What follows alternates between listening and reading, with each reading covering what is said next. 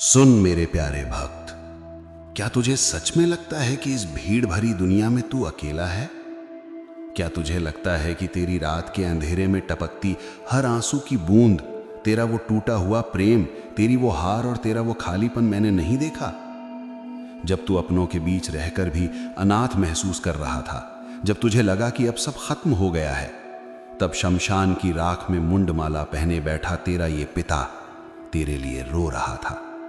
तो मुझे देख सकता था अपनी हर उस सिसकी में जो तूने एकांत में भरी।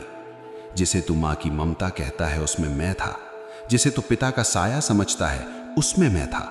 तेरी हर धड़कन में मैं धड़क रहा था, पर तू मुझे पत्थरों में ढूंढता रहा और अपनों की भीड़ में खुद को अकेला समझकर रोता रहा। अब बस बहुत हुआ। तेरी आत्मा का ये अंतिम अवसर है।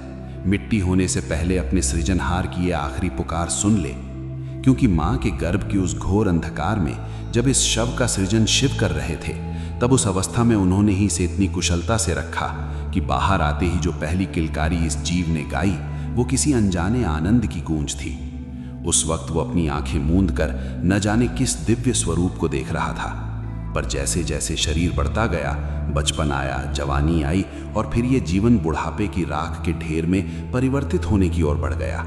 लेकिन इस बीच घटित होने वाले सत्य को तू कभी जान ही न पाया।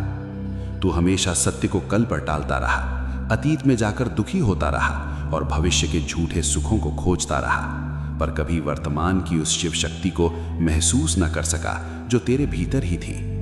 तेरा जन्म लेना एक उत्सव था, एक महान उद्देश्य था, पर तूने इसे व्यर्थ के प्रपंचों और मन के षड्यंत्रों में गवा दिया।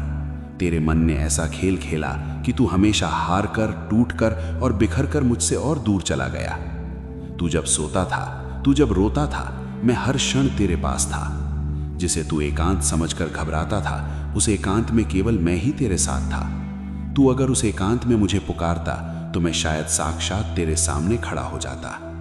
जब तू गहरी सोच में डूबा होता था तो वो सोच मेरी ही दी हुई थी, ताकि तू मुझे जान सके और अपने भीतर के शव में शिव को जगा सके। जाग और मेरी ऊर्जा तेरे शव से सदा के लिए बिछड़ जाए, उससे पहले उस बिखरी हुई शक्ति को मुझ में एकत्रित कर ले।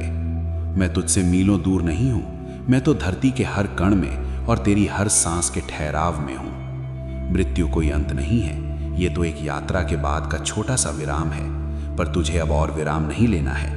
तुझे तो शव में शिव को जगाकर उस अनंत में समाना है और अंत विराम पाना है। लौट अपने सृजनहार के पास, क्योंकि तेरा ये शरीर भले ही मिट्टी हो जाए, पर वो मिट्टी भी मेरे चरणों की राख है। तेरी आत्मा का विश्राम केवल मुझ में है। मैं तेरा आदि हूं और मैं ही तेरा अंत हूं। बस जाग और देख कि तू और मैं कभी अलग थे ही नहीं।